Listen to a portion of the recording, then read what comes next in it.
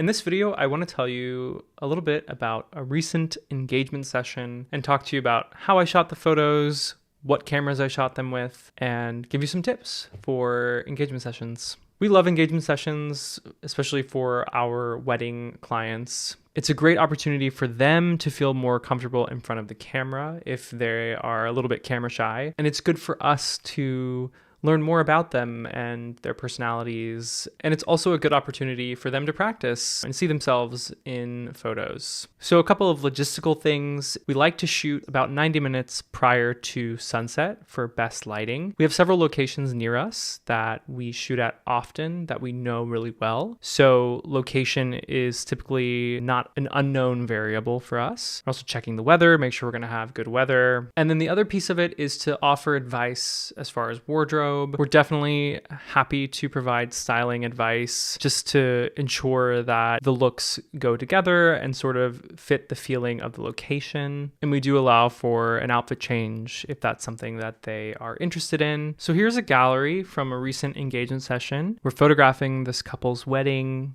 later this year, and we scheduled a session with them at one of our favorite locations. Super green here in March in California. We had some flowers blooming, so it was the perfect time. I use pic-time as my gallery delivery service, and I always select a cover image, and I like to include that cover image with a white background to sort of let that image stand on its own.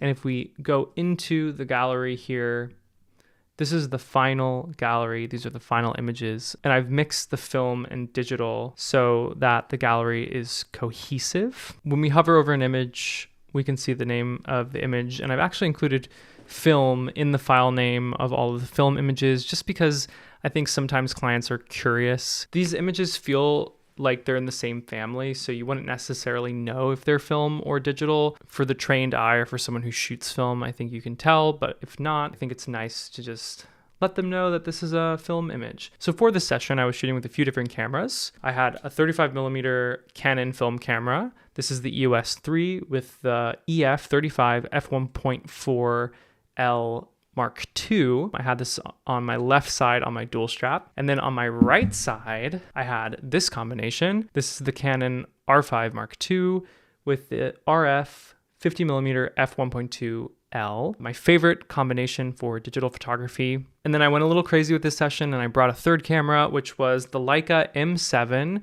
with the 50mm f1.4 Summilux. So in this camera, I also had color film. And at the end of the session, I actually switched to black and white film and I shot a final roll of black and white on the Canon camera. So I was switching between 3 cameras, 2 film, 1 digital. So we had a little bit of a walk before we started taking photos where we could chat with them, get to know them a little bit. I found this spot where you can see they were slightly backlit.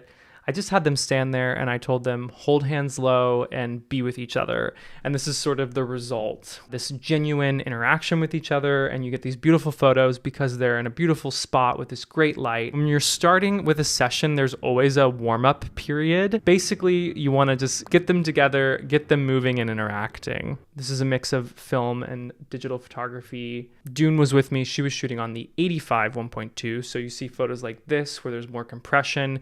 This is actually shot on the 85, which is a beautiful lens for another look, another angle. Here's an example of a photo shot on my R5 with my 50. One other prompt that I love to give to just help loosen up our couples is just to get them walking, just to get them moving. Generally, movement is really helpful for making them feel comfortable and getting more authentic images. In this case, we just had them walk down this path together, which ended up creating some nice images. We continued walking, and basically as we walk, I'm looking for good light. That is the most important thing to me.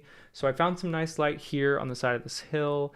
You can see it's hitting them here. It's sort of more another backlit situation. We have a few different examples of images here. I believe this one was on the Canon with the 35. Here's another example of Canon 35mm. And then here's a Leica camera. So if we go between these, you can kind of see the difference in the look, the difference in the compression between that 35 and that 50, and even a slight difference in overall color temperature, which could be a result of the lens or the exposure. It looks like my exposure was right on with this Leica image, and a little overexposed with the Canon image. And just to show you, here's an example of a similar scene with my R5 with the 50. So we kind of have this nice mix of mediums. You wouldn't necessarily know the difference here unless you're really looking closely, but it just gives this overall sense of having diversity within this final collection of images, which I love. What I'm trying to do is create a dynamic gallery where we have wide shots, tight shots, mid shots, so we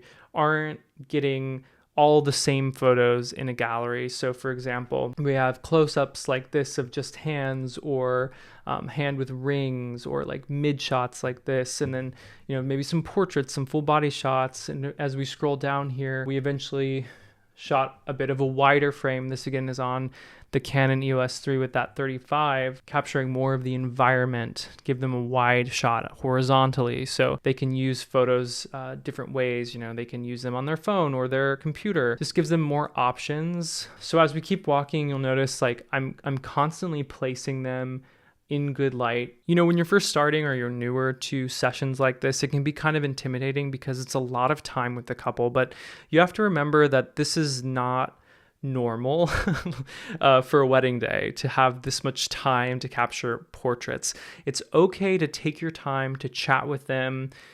You don't have to be shooting at every moment of the entire session. So for me, it's a lot of walking, finding new places, finding that light and putting them in that light to capture images, and not getting stressed if you don't find light for a few minutes, or if you're putting your camera down for a few minutes. It's okay. I think it's more important and creates a better experience if you capture images more intentionally rather than just capturing images to capture them. Along with that is the most important thing is to just allow your couple the space to interact with each other. You don't always have to make them do something just for the sake of it. Really, what I tell clients is face each other and hold hands low, go in for a kiss, pull each other close, be with each other, flirt with each other.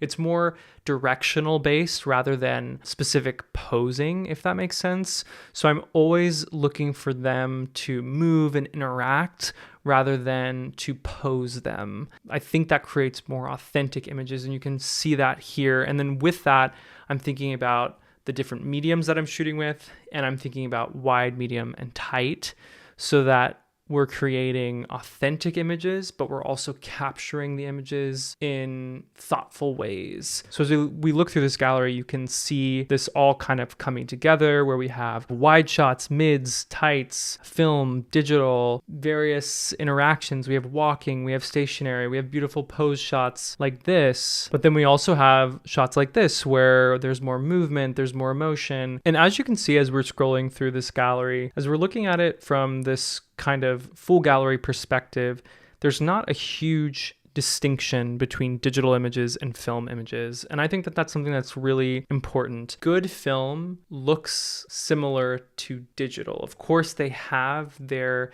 unique features. Each medium has its own strengths and weaknesses. So like, for example, this image, maybe you would think this is digital, but this was film captured on the EOS 3. Same with this image, film. The image is crisp and the colors are vibrant and beautiful. It's not grainy. It's not underexposed. It looks similar to something like this, which was captured on a digital sensor. And these images sort of live together in the same gallery comfortably. The other thing I like to do is to make sure that I have some photos of them both looking at me in the camera, because these are photos that they're going to really love. Is just these photos of themselves, like a proper portrait of them looking in the camera, I think is really nice to just include in the gallery alongside these more artful images that include more movement and are maybe more creative. But it's nice to have those kind of like tried and true portraits to include as well. And here's the roll of black and white that I shot. This was shot on my Canon EOS 3 the 35 on Tri-X 400, which is my favorite black and white stock. And I just really loved the way that these images came out. The black and white, it does something really, really special to capturing these moments, and especially in a somewhat overcast situation we had at the end of the session, it was really nice to just capture these last few frames on black and white. So there you go, a look into one of our sessions. I hope that was helpful for you. If you have questions, leave them down below. I would love to help. Thank you as always for watching, and I'll see you soon.